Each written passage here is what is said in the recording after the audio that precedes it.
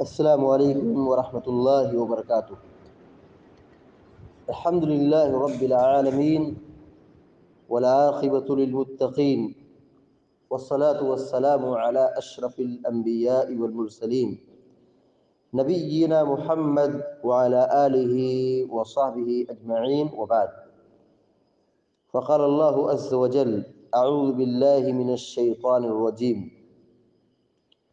لا ينهاكم الله عن الذين لم يقاتلوكم في الدين ولم يخرجوكم من دياركم أن تبروهم وتقسطوا إليهم إن الله يحب المقسطين۔ 28واں پارہ سورۃ الممتحنہ کی آیت نمبر 8 ابھی آپ کے سامنے تلاوت کی گئی ہے۔ سورہ ممتحنہ یہ مکہ مکرمہ میں نازل ہوئی۔ اللہ رب العالمین نے اس صورت میں بہت سارے احکام و مسائل کو بیان فرمایا ہے۔ اس میں سے ایک مسئلہ یہ ہے، جو غیر مسلم ہیں، جو مشرک اور کافر ہیں، ان کے ساتھ ایک مسلمان کا اخلاق اور تعلقات کیسا ہونا چاہیے، اس چیز کو اللہ رب العالمین اس آیت کے اندر بیان فرمایا ہے۔ اللہ رب العالمین کہتا ہے لا ينهاكم الله عن الذين لم يقاتلوكم في الدين ولم يخرجوكم من دياركم۔ اللہ تبارک و تعالیٰ تمہیں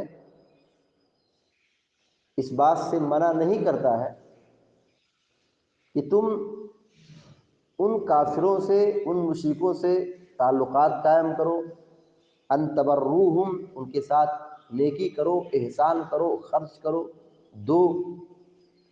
اللہ تعالیٰ تم کو اس سے منع نہیں کرتا ہے۔ کن کافروں سے، کن مشرکوں سے؟ وہ کافر اور مشرک جو تم سے دین کے معاملے میں فائٹ نہیں کرتے ہیں، دین کے معاملے میں تم سے لڑتے نہیں ہیں، دین کے معاملے میں تم سے جھگڑتے نہیں ہیں، قتال نہیں، جنگ نہیں کرتے۔ ہر کافر، ہر مشرک، ہر ہندو مسلمان کا دشمن نہیں ہوتا ہے۔ یہاں اللہ تبارک کیا کہہ رہا ہے کہ ان کافروں سے تم دوستی رکھو، نیکی کرو، احسان کرو، خرچ کرو۔ وہ لوگ، وہ کافر جو تم سے دشمنی نہیں کرتے دین کے معاملے میں، جو تم سے دین کے معاملے میں لڑتے نہیں ہیں، اور نہ ہی تم کو تمہارے گھروں سے باہر نکالتے۔ ہر کافر مسلمان کا دشمن نہیں ہوتا ہے۔ اللہ رب العالمین نے یہی کہا کہ ان تبروہم وتقسطوا الیہم، کہ تم ان کے ساتھ نیکی کرو، احسان کرو، خرچ کرو اور انصاف کرو۔ اس پہ اس بات سے اللہ تعالیٰ تم کو منع نہیں کر رہا ہے۔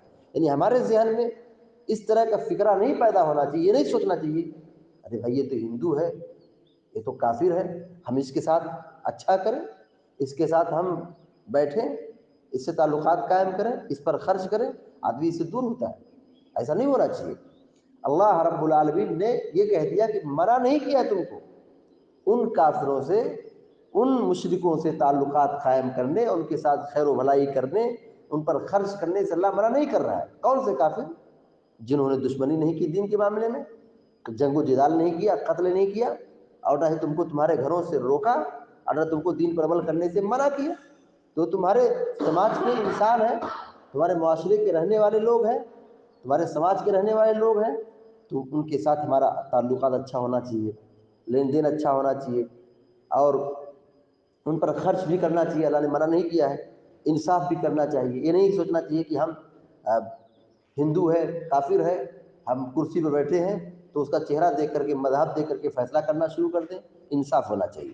ان اللہ یحب المقسطین، اللہ تبارک و تعالیٰ انصاف کرنے والوں کو، انصاف کرنے والوں سے محبت کرتا ہے۔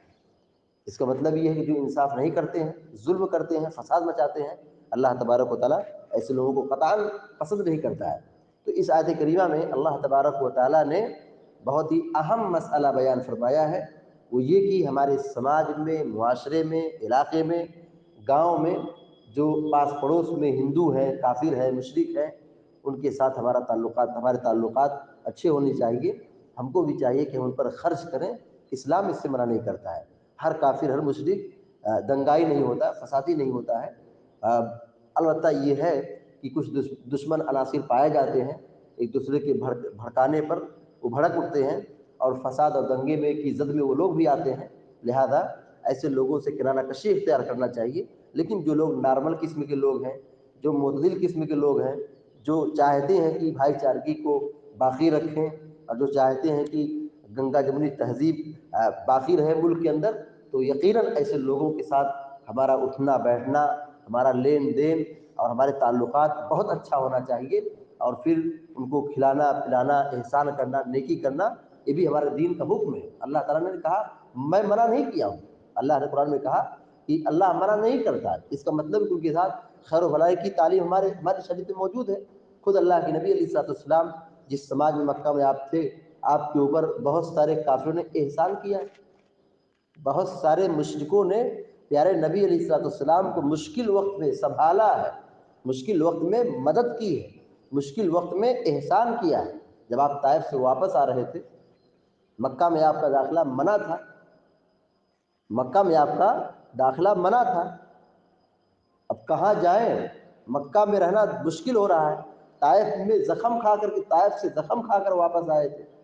پیارے نبی علیہ الصلوۃ والسلام مکہ میں داخل ہوئے، ایک کافر اور ایک مشرک کی پناہ میں، ایک مشرک اور کافر نے آپ کو ٹھکانہ دیا، آپ کو امان دیا، اور پھر یہ اعلان کیا، وہ شخص مطعم بن عدی، مطعم بن عدی، یہ کافر نام ہے، کافر شخص تھا، اس نے یہ اعلان کیا گھوڑے پہ بیٹھ کر کے کہ اب محمد کو کوئی پریشان نہیں کرے گا۔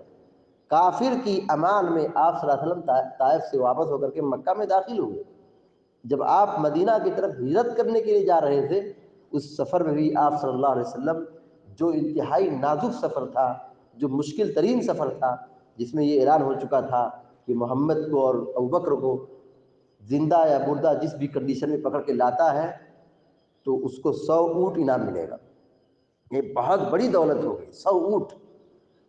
ایسے گھڑی میں جس رات آپ گھر سے باہر نکلتے ہیں، آپ کے دروازے کے سامنے دسیوں نوجوان ننگی تلوار لیے ہوئے کھڑے ہیں، ایسے نازک وقت میں پیارے نبی علیہ الصلوۃ والسلام ایک کافر شخص سے معاہدہ کر کے، بات چیت کر کے مدینہ کے راستے پہ نکل رہے ہیں، کافر سے سودا کیا، جبکہ آپ کو معلوم تھا خطرہ ہے، مگر آپ کو یہ بھی معلوم تھا کہ یہ عبداللہ بن اریقط، جو جن کا نام بتایا گیا عبداللہ بن اریقط، یہ بکاؤ آدمی نہیں تھے، فسادی آدمی نہیں تھے، زبان دے دیا، کہہ دیا تو اس پر بالکل انصاف کے ساتھ قائم رہنے والے شخص تھے۔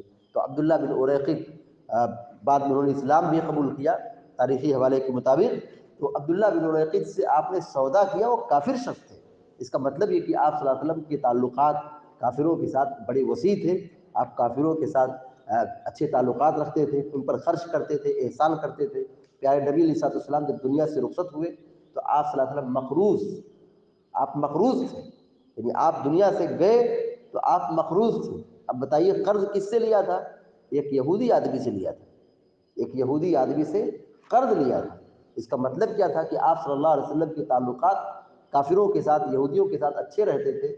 تو معلوم یہ ہوا کہ ہر ہندو یا ہر مشرک، ہر کافر دنگائی اور فسادی نہیں ہوتا ہے، ظالم نہیں ہوتا ہے، اس میں اچھے بھی ہیں، اس میں برے بھی ہیں۔ لہذا ایسے لوگوں کو ٹٹولنے کی ضرورت ہے، پکڑنے کی ضرورت ہے، اور ان سے کام لینے کی ضرورت ہے۔ مل جل کر کے اتحاد، مل جل کر کے رہیں، اور دنگا و فساد سے اور ظلم سے، نفرت سے دور رہیں۔ اسلام اس کی اجازت نہیں دیتا ہے کہ سماج میں فتنہ پیدا ہو اور جنگ و جدال کی کیفیت پیدا ہو جائے۔ اسلام اس چیز کو قطعاً برداشت نہیں کرتا ہے، بلکہ اسلام تو بھائی چارگی کی تعلیم دیتا ہے، اخوت کی تعلیم دیتا ہے، اور جو نان مسلم ہیں، جو کافر ہیں، جو مشرک ہیں، ان کے ساتھ اچھا سلوک کرنے کا حکم دیتا ہے۔ لہذا ہم سب کی یہ ذمہ داری بنتی ہے کہ ہم قرآن کے اس سبق کو نہ بھولیں کہ قرآن نے ایک ہمیں حکم دیا ہے کہ ہم سماج کے کافروں کے ساتھ اچھے تعلقات رکھیں، ان پر نیکی کریں، ان پر خرچ کریں، ان کو کھلائیں پلائیں۔ اسلام اس سے منع نہیں کرتا۔ شرط کیا ہے کہ جو ہمارے سماج کے ہندو ہے، کافر ہے، وہ دنگائی نہ ہو، فسادی نہ ہو، ہمارے دین کے معاملے میں ہم سے لڑنے والا نہ ہو۔ تو ایسے لوگوں سے مل جل کر رہنے میں اس شریعت نے منع نہیں کیا ہے، لہذا ہم سب کو اس کی طرف شدید توجہ کی ضرورت ہے۔ اللہ تبارک و تعالیٰ سے دعا ہے کہ اللہ تعالیٰ ہم کو، آپ کو اور سارے مسلمانوں کو امن و امان کی زندگی نصیب فرمائے، اور جنگ اور فتنے اور مصیبت سے ہم سب کی حفاظت فرمائے، آمین یا رب العالمین۔ اقول قولی هذا واستغفر الله لي ولكم لسائر المسلمين فاستغفروه انه الغفور الرحيم، وصلى الله على نبينا محمد وعلى اله وصحبه اجمعين، والسلام علیکم ورحمۃ اللہ وبرکاتہ۔